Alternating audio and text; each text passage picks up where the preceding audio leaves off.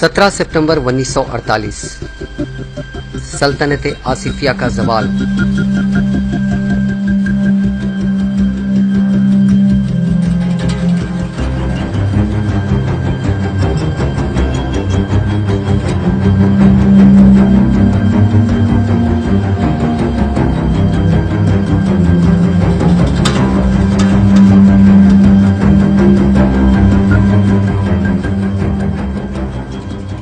रियासत हैदराबाद में हर तरफ अफरा तफरी का आलम है। हिंदुस्तानी फौज दारुल हुकूमत हैदराबाद में दाखिल हो चुकी है। मुल्क के दीगर रजवाड़े जहां पुरअमन अंदाज में हिंदुस्तान में जम हो चुके हैं, वहीं उस वक्त की सबसे बड़ी रियासत की हस्ती मिटाने लाखों मासूमों का खून बहाया गया। रियासत हैदराबाद के सभी सरहदी इलाकों में एक क़यामत बपा थी। चुन चुन कर मुसलमानों का कत्लेआम किया गया। ख़वातीन की असमतें लूटी, जायदादों पर कब्जे किए गए और बच्चों से बूढ़ों तक सभी इस जुल्म का शिकार हुए। जब हैदराबाद सदियों से ही हिंदुस्तान का हिस्सा था, तो फिर इसके इंजमाम के लिए ये खून खराबा किस लिए किया गया, इसका जवाब आज तक नहीं दिया गया। हजारों मुसलमान ऑपरेशन पोलो या पुलिस एक्शन के नाम पर शहीद कर दिए गए। जो बचे, उन मुसलमानों का जीना दूभर कर दिया गया। ज्यादातर अफराद ने शहर हैदराबाद का रुख किया और देखते ही देखते हैदराबाद एक रिफ्यूजी कैंप में तब्दील हो गया।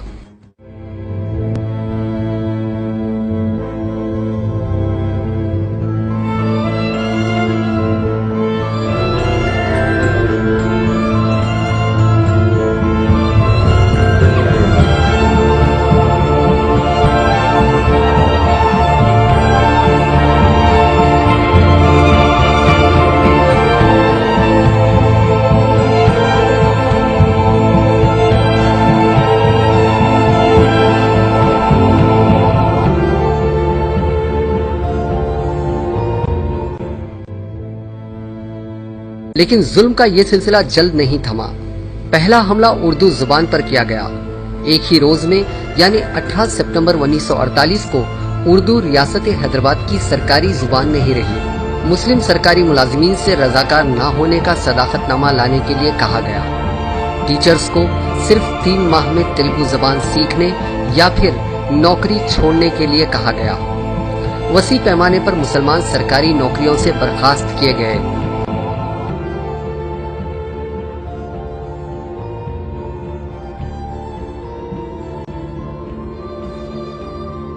कुछ अमीर मुसलमानों ने पाकिस्तान हिजरत कर ली, लेकिन ज्यादातर ने अपने ही वतन में जीने मरने का हलफ उठाया।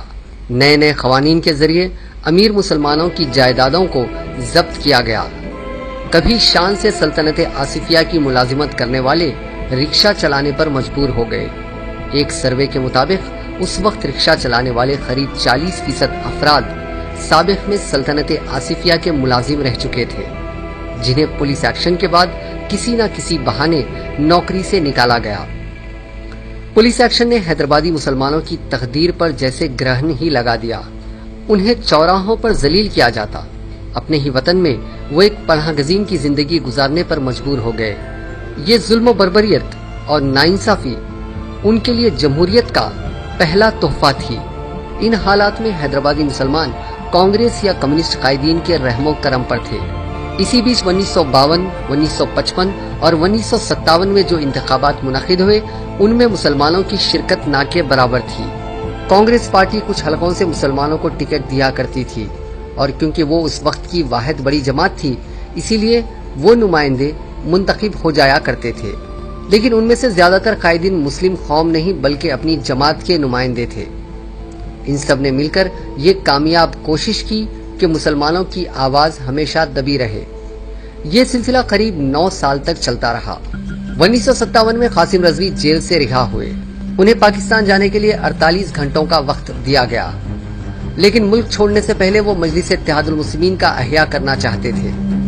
जेल से बाहर आने के बाद उन्हें एहसास हुआ कि जिस मजलिस की वो क़यादत करते थे, उसका वजूद बाकी ही नहीं है और हालात बद से बदतर हो चुके हैं।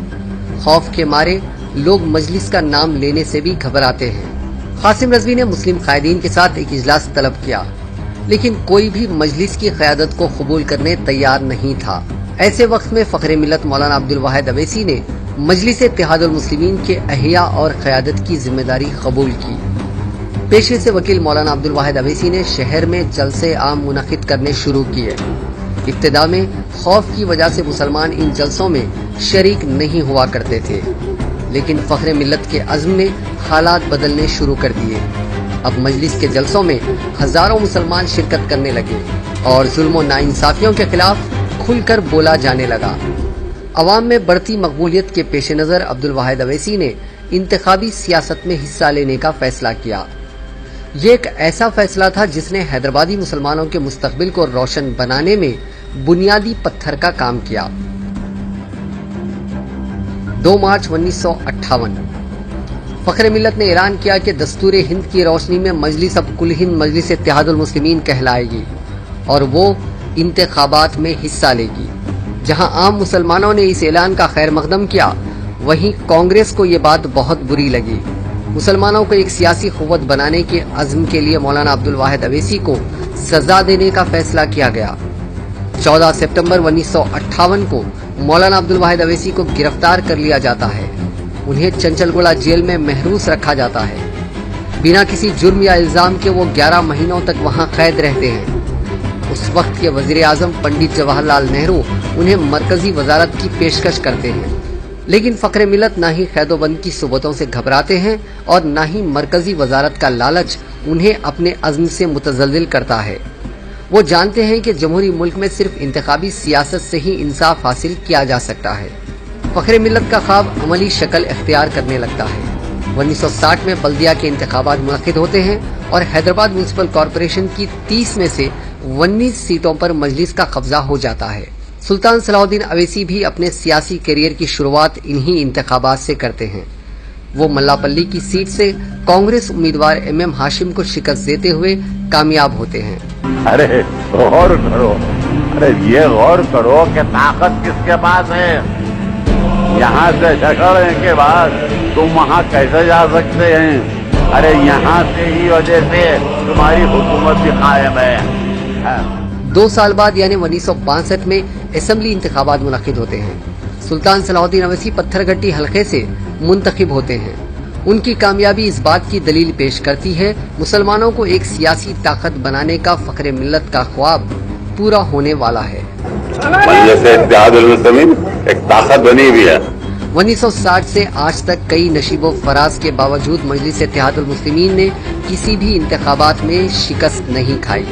हालांकि जमात के मुंतखबा नुमाइंदों में कुछ कमी और ज्यादती होती रही, लेकिन 1960 से आज तक मजलिस इत्तेहादुल मुस्लिमीन की आवाज ऐवानों में लगातार गूंज रही। But the people who have done in Malegaon and Muda, sir, their role has to be proven that. And lastly, sir, Air Force, military establishment are stopping Muslim members who are working in army, Air Force from going there. मुसलमानों की जानिब से और मजलिस इत्तेहादुल मुस्लिमीन की जानिब से ये police officers और नेशनल सिक्योरिटी गार्ड के जो ऑफिसर्स और जितने मासूम लोगों ने अपने जानों को खोया है, उनके सारे खानदान वालों के साथ हम हमदर्दी का इजहार करते हैं।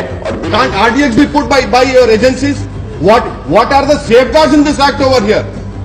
You, sir, please, sir, आपसे मेहरबानी करूंगा सर, अगर आप बैठ जाओ तो बैठ जाऊंगा सर। नहीं, ये हमारे जिंदगी और मौत की बात है। जितना हम देखिए सर, मुसलमानों का कोई लीडर नहीं है। मुसलमानों के लीडर तो ये लोग हैं, हम इनको वोट डाल दिया है। मैं तो लीडर नहीं हूं ना, मैं किसको बोलूंगा फिर मेरी बात? मेरे आंखों में आंसू है, वो आंखों में आंसू आपको नहीं दिखाई दे रहे, मुझे दिखाई दे रहे, तो कम से कम 2 मिनट बोलने दीजिए सर। एक सियासी ताकत क्या कर सकती है, उसका पहला नमूना 1960 के बल्दी इंतखाबात के बाद मजलिस इत्तेहादुल मुस्लिमीन ने पेश किया। मजलिस ने बल्दिया में एक करारदाद लाते हुए साइकिल रिक्शा और साइकिल्स पर आए टैक्स को बर्खास्त करने का ऐलान किया। इस कदम से शहर के हजारों गुरबा, खासकर मुसलमानों को फायदा पहुंचा। मौलाना अब्दुल वाहिद अवैसी के एक ख्वाब ने हैदराबादी मुसलमानों में एक जोश फूंका, जिसके दम पर वो मुश्किल से मुश्किल हालात से मुकाबला करने के काबिल बन गए। फ़ख्र मिल्लत ने अल्लामा इकबाल के शेर को अमली जामा पहनाया कि उठ कि अब बज़्मे जहां का और ही अंदाज है, मशरिक़ व मगरिब में तेरे दौर का आगाज है।